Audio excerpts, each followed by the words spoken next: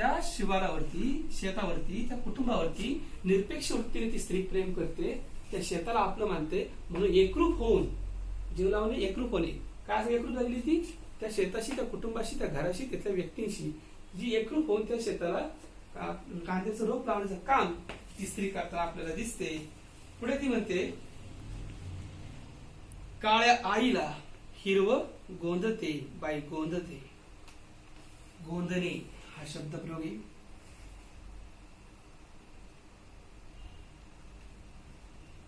स्त्रियांच्या भाव विश्वाविषयी अतिशय महत्वाचा असलेला हा शब्द गोंदणे.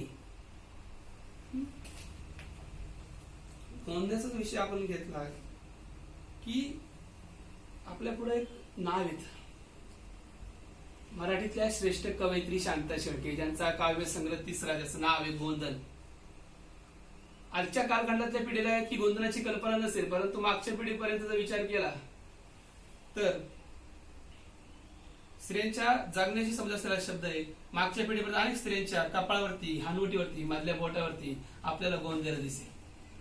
आधी मानवापासून सुरू झालेली परंपरा आहे, प्रामुख्याने वाईट शक्तींपासून, प्राण्यांपासून संरक्षण व्हावं या हेतूने आदी मानवाने ही परंपरा सुरू केलेली आपल्याला दिसते. आणि आजही आदिवासी समाजामध्ये ही परंपरा असल्याचे आपल्याला दिसून येते. या मागची भूमिका जर आपण विचार केली तर जुन्या कालखंडात सुयांनी, काट्यांनी टोचून अंगावरती नक्षी काढून गोंधन केलं जायचं, की मरणानंतर फक्त गोंधनच आपल्या बरोबर जाणारे अशी भोळी बाबडी समजूत समाजामध्ये होती, की बोला आजही आहे. आणि हे गोंधन, आणि ती काय म्हणते, काळ्या आईला हिरवं गोंदते बाई गोंदते. गोंधन कसं आहे? हिरवं. स्त्रियांच्या अंगावरती सुद्धा हिरवं गोंधन असतं. गोंधनाचा रंग हिरवा असतो. आपण आजच्या कालखंडामध्ये गोंधनाला काय म्हणतो? टॅटू. टॅटू म्हणतो आणि आपलं कौतुक पण करून घेतो. परंतु या कवितेतली जी दखलदनीने जी स्त्री आहे ती शेताला, जे काही शेत आहे त्या शेताला आपल्या चेहऱ्याची उपमा देते. ते शेत नाहीये, जणू काही तिचा चेहराच आहे, अशी भावना तिच्या मनामध्ये होते. इतकी ती एकरूप झालेली आहे. आणि जणू काही रोप लावणं, कांद्याची रोप कशी आहेत हिरवी, ती रोप लावणं म्हणजे काय करतो आपण, जणू काही तिला गोंधनच काढतोय अशी तिची भावना तयार होते. आणि गोंधन काढताना सुरुवातीला सुयांनी, काट्यांनी चेहऱ्याला वेदना होतात, टोचतात, पण नंतर तोच चेहरा त्या गोंधनांनी खुलून दिसायला लागतो.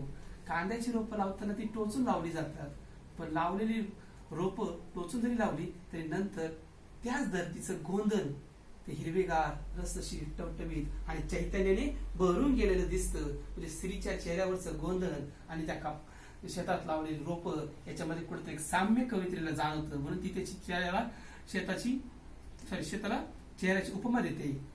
आणि तेव्हा ते गोंधन पाहून, ते हिरवेगार शेत पाहून भरून पावलेली ती स्त्री पुढे म्हणते, रोज मातीत मी ग नांदते बाई नांदते. नांदणे, नांदणे हा शब्द प्रयोग कोणासाठी वापरतो आपण? सासरी गेलेल्या मुलीसाठी, बरोबर. म्हणजेच मुलगी सासरी राहत नाही, मुलगी सासरी नांदते, त्यासाठी आलेला शब्द प्रयोग आहे. आणि हे नांदताना तिथल्या लग्नानंतर मुलगी पूर्णतः सासरची होऊन गेलेली असते. सासरच्या जीवनाशी ती एकरूप होऊन गेलेली असते. तिथल्या सुखदुःखात ती सामील होते. तिला कष्ट करताना घरकामामध्ये अनेक वेळा वेगवेगळा त्रास होतो, तरी सुद्धा हाय त्या परिस्थितीत समाधान मानून त्या जगण्याशी ती एकरूप होऊन जाते. म्हणून सासरी मुलीचं एकरूप होणे, बरोबर, त्यावेळेस ही जी गर्दनी आहे ती एकरूप होतात, हिरवेगार शेत पाहते आणि आनंदित होते. म्हणून म्हणते, बाई मी नांदते नांदते. ही गर्दनी कांद्याची शेती करते,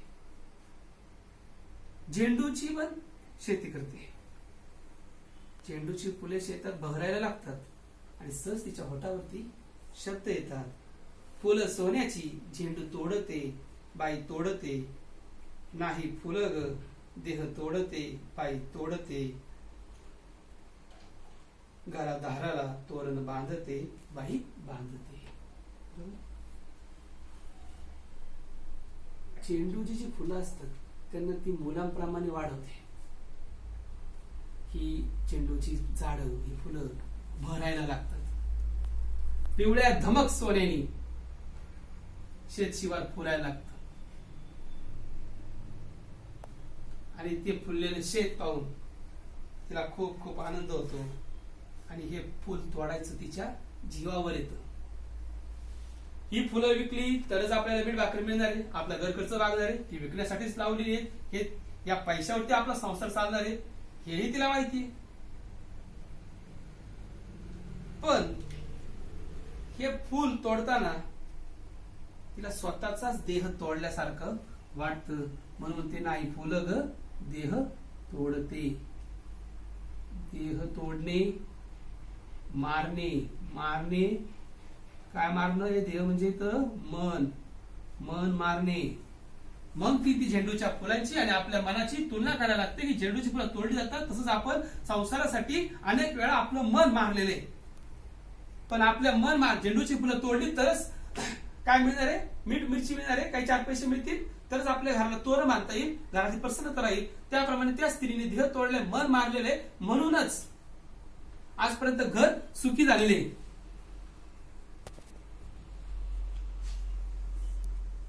ज्यावेळेस झेंडूच्या फुलाचं आपण तोरण बांधतो सणासुदीला, त्यावेळेस घरामध्ये वातावरण कसं असतं? प्रसन्न. घरातलं वातावरण प्रसन्न मागाचं तोरण बांधलं पाहिजे आणि तोरण बांधण्यासाठी झेंडूची फुलं तोडली पाहिजे. या पद्धतीने विचार करते की ज्यावेळेस मी माझं मन मारलेले, त्यामुळेच अनेक वेळा मन मारल्यामुळे माझ्या घरातील लोक सुखी झालेली आहेत, समृद्धता माझ्या घरामध्ये आलेली आहे. तर त्यासाठी मी अनेक वेळा माझं मन मारलेले. झेंडूची फुलं तोडणं आणि स्वतःचं मन मारणं यामध्ये कुठेतरी तिला एक साम्य जाणवायला लागतं.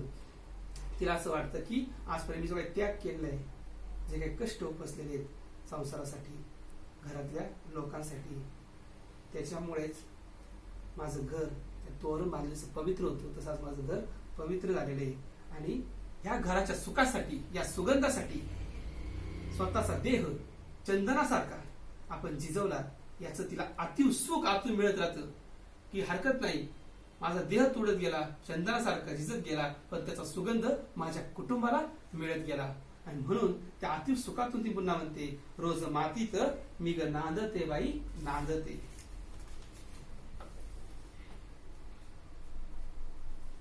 ही शेतात काम करणारी स्त्री वेगवेगळ्या प्रकारची कामं करते, ती काही थकत नाही. ती कांदा लावते, फुल झाडाची शेती लावते, बरोबर. ती थकत नसल्यामुळे कायम कष्ट करते. ती पुढे म्हणते की ऊस लावते बेन दाबते बाई दाबते, नाही बेन ग मन दाबते बाई दाबते. ऊस लावताना पाणी सोडून जमीन अशी भुसभुशीत केली जाते आणि तिचा जो गर्दणी असतो, जमीन भुसभुशीत केल्यानंतर जे काही बेन आहे म्हणजे ऊसाचं बी, ऊसाची कांडी, ती सरी पाडून सरीवरती विशिष्ट अंतरावरती बेन किंवा ते बी ठेवलं जातं आणि पाणी सोडून ते बेन ठेवल्यानंतर मागून लक्ष्मीच्या पावलाने ती स्त्री येते आणि आपल्या पायाने ते बेन दाबत दाबत जाते. बेन दाबत असताना तिला असं वाटतं आपण बेन दाबत नाही, ते बी दाबत नाही, उसाची ती कांडी दाबत नाही, आपण काय दाबतोय? आपलं मन दाबतोय. म्हणजेच फुल तोडणे, देह तोडणे. त्याच पद्धतीने बेन दाबणं हे मन मारणं. या सगळ्या काय कवितेतल्या प्रतिमा आहेत. उपमा अलंकार जसा येतो तशाच प्रतिमा सुद्धा या कवितेमध्ये आपल्याला पाहायला मिळतात. ही जी प्रतिमा आलेली की बेन दाबणं म्हणजे मन मारणं, तेव्हा ती विचार करते की मी आजपर्यंत काडी काडी करून संसार केलेला आहे, सुगरणी सारखा संसार केलेला आहे, कधी कष्टाचा विचार केलेला नाही. असा संसार करून मी कष्टाने 4 पैसे जमवून मी संसार साधलेला आहे. म्हणून जी ओळ आली होती की काड्या काड्यानी संसार सांधते बाई सांधते. पण मी ते कष्ट करून काडी काडी करून सुगरणीसारखा संसार करून सुद्धा मला माझ्या मनासारख्या 4 गोष्टी कधी विकत घेता आलेल्या नाहीत. कधी मला माझ्या मनासारख्या 4 गोष्टी करता आलेल्या नाहीत. म्हणजेच ते उसाचं बी दाबणं आणि मन दाबणं, स्वतःच्या इच्छा आकांक्षा मारते ती स्त्री कशासाठी? कुटुंबासाठी कष्ट करून स्वतः 4 गोष्टी घ्यायचा निर्णय स्वातंत्र्य तिला नसतं, तरी सुद्धा या सगळ्या गोष्टी कुटुंबाला देताना, पालन पोषण करताना, त्याला सर्वस्व देताना तिची जी ओंजळ आहे ती समाधानाने सुखाने भरलेली असते. आणि म्हणून ती सहज म्हणते, रोज मातीत निघ नांदते. तिचं काम कधी संपत नाही. दुखलं खुपलं म्हणून कधीच विश्रांती घेता येत नाही. ऊन वारा पाऊस झेलत ती शेताच्या बांध्यावर घराचा आधार बनून कणा बनून उभी राहते. मग ती म्हणते, उन्हा तानात रोज मरते बाई मरते, हिरवी होऊन माग उरते बाई उरते, खोल विहिरीचं पाणी शेंदते बाई शेंदते. प्रचंड उन्हात काम करून कष्ट करून तिच्या कष्टाची किंमत कोणाला नसते.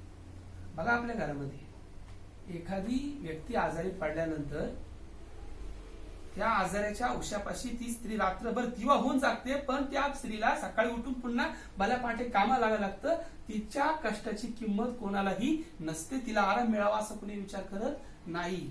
त्या स्त्रीचे दुःख त्याचे की उन्हात तानात मी रोज काम केलेलं आहे, कष्ट केलेले, पण माझ्या कष्टाचं कौतुक कोणी करत नाही. तिला वाईट वाटतं, तिच्या भावना मारल्या जातात. आणि या भावना मारण्याला ती सहज म्हणते, मी रोज मरते.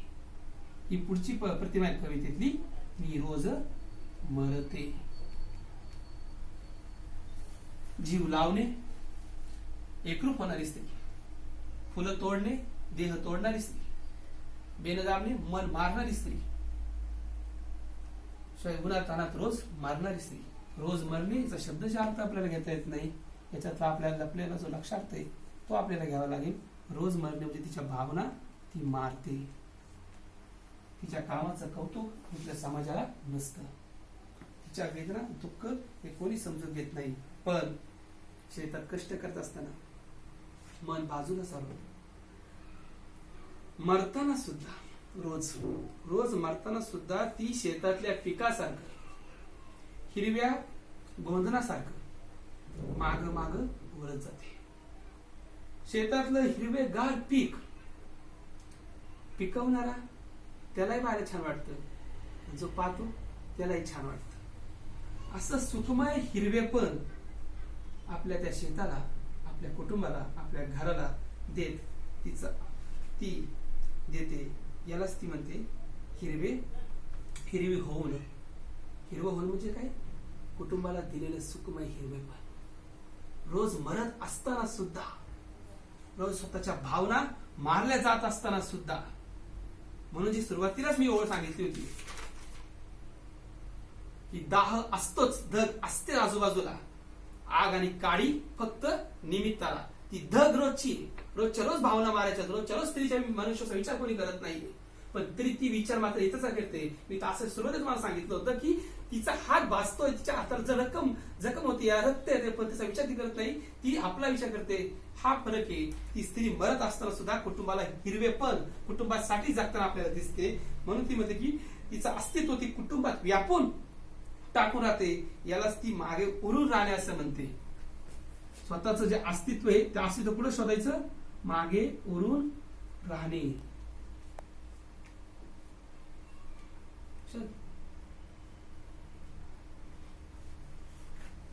मागे उरून राहणे. आपलं अस्तित्व कुठं राहिलं पाहिजे? आपल्या कुटुंबामध्ये. शेतकऱ्याच्या कष्टाचं अस्तित्व कुठं राहतं? त्याने उभे केलेल्या पिकामध्ये. आणि त्या घरातल्या कष्ट करणाऱ्या स्त्रीचं अस्तित्व कुठे शोधते? त्या घरातल्या कुटुंबामध्ये. आणि ते कुटुंबाचं सुख, ते हिरवेपण, त्यामध्ये मी राहते. म्हणून म्हटलेले मी मागे उरून राहते. खोल विहिरीचं पाणी ती शेंदते. पाणी शेंदणे म्हणजे पाणी उपसणे. विहीर खोल असेल तर पाणी उपसावं लागतं. आणि जोपर्यंत तुम्ही खाली डोकावून पाहत नाही तोपर्यंत तळाचं पाणी दिसत नाही. तळाचं पाणी पायचं असे डोकावून पाहिलं पाहिजे. म्हणून विहिरीचा खोल असलेला तळ आणि बाईच्या मनात खोल लपलेलं दुःख. विहिरीचा खोल असलेला तळ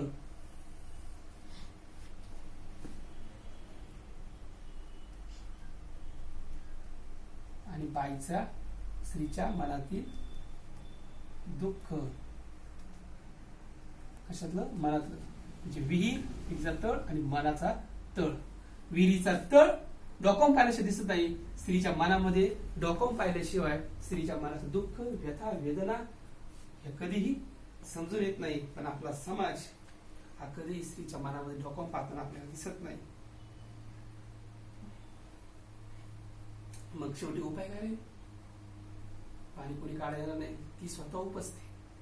ती स्वतः उपसते चालते. स्वतःच्या मनातलं दुःख, व्यथा, वेदना या सर्व काही स्वतःच ती उपसते. सगळ्या गोष्टी स्वतः बाजूला सारते. आणि ज्या वेळेस तळ उपस जाईल तर बाहेर काय पडणार? पाणी. त्या स्त्रीच्या मनात दुःख, व्यथा, वेदना ती बाजूला ठेवते.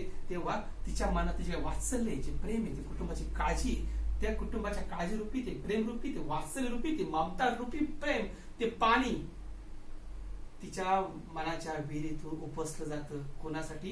कुटुंबासाठी. विहिरीतलं पाणी उपसलं जातं शेत शिवारासाठी. तेव्हा ते शेत हिरवं दिसतं. स्त्रीच्या मनातलं जे काही वात्सल्य, ममता आहे, जी काळजी, जी समर्पित वृत्ती आहे ती बाहेर पडते. तेव्हा हिरवं दिसतं ते कुटुंब. आणि ती ते प्रेम देऊन ते कुटुंब सुखी आणि समाधानी करण्याचा प्रयत्न करते. आणि सहज तिच्या मुखात पुन्हा शब्द उमटतात. रोज मातीत मेघ नांदते, बाई नांदते. एका छोट्याशा खेडेगावात जन्माला आलेली स्त्री, पुस्तकाशी इतकं नाळ नसलेली स्त्री, जगता जगता अंग खांद्यावरती पिकं घेऊन शेत शिवारावरती पशुपक्ष्याशी बोलत, बाहेर आलेल्या मातीशी बोलत, जगण्याचे तत्वज्ञान जे तिला ते जाणवलं ते त्यांनी एका कवितेत मांडलेले. त्याचा विचार आपण जर केला की ही स्त्री जीव लावते याचा अर्थ त्या कुटुंबाशी एकरूप होते. देह तोडते म्हणजे आपले मन मारते, पण कुटुंबासाठी जगते. चंदनासारखा देह जिजवते. रोज मरते याचा अर्थ असा होतो ती रोजच्या रोज तिच्या भावना मारल्या जातात. पण स्वतःच्या भावना मारणं असेल, मन मारणं असेल, बेन दाबल्यासारखं मन दाबणं असेल, या सगळ्या गोष्टी ती सहन करते. कशासाठी? माग ओरण्यासाठी, कुटुंबाच्या अस्तित्वात स्वतःच अस्तित्व शोधण्यासाठी, कुटुंबाला हिरवं सुख देण्यासाठी. स्वतः रोज मरत असताना सुद्धा कुटुंबाला हिरवं होऊन जगवणारी स्त्री आहे. म्हणून तर सुद्धा सांगतो मला की आपल्या घरातली आई समजून घेतल्यानंतरच प्रत्येक शेतकरी कुटुंबात असलेली सोशिक, सहनशील, इतरांचा विचार करणारी, भारतीय संस्कृतीत रुजलेली ही स्त्री आपल्याला फक्त दिसतं तिचे कष्ट, पण तिच्या व्यथा, वेदना त्या कोणी दिसत नाही. सुरुवातीला कवितेमध्ये जीव लावत कांद्याची शेती करणारी स्त्री शेवटी कुटुंबासाठी मागे ओरत कशी येते, तिच्या मनातल्या व्यथा वेदना करत जाते. कल्पना दुधा ह्या लौकिक अर्थाने जरी शिकलेल्या नसल्या, पुस्तकाशी इतकी ओळख नसली, तरी सुद्धा जगण्याचे एक तत्वज्ञान ते या कवितेतून मांडतात. आणि आपल्याला ही कविता एक प्रेरणा देऊन जाते. जगण्याचं तत्वज्ञान, एक भान आपल्याला शिकून जाते की रोज मातीत रोज कष्ट करत असताना सुद्धा ते कष्ट आपल्यासाठी नाहीये, इतरांसाठी समर्पित भावनेने, आत्मसन्मानाने, स्वतःच्या सुखदुःखाचा विचार न करता इतरांसाठी जगणारी, कुटुंबामध्ये स्वतःचं भावविश्व शोधणारी जी काही स्त्री आहे त्या स्त्रीचं मनोगत, तिच्या भावना व्यक्त करणारी कविता आहे रोज मातीत. ठीक आहे.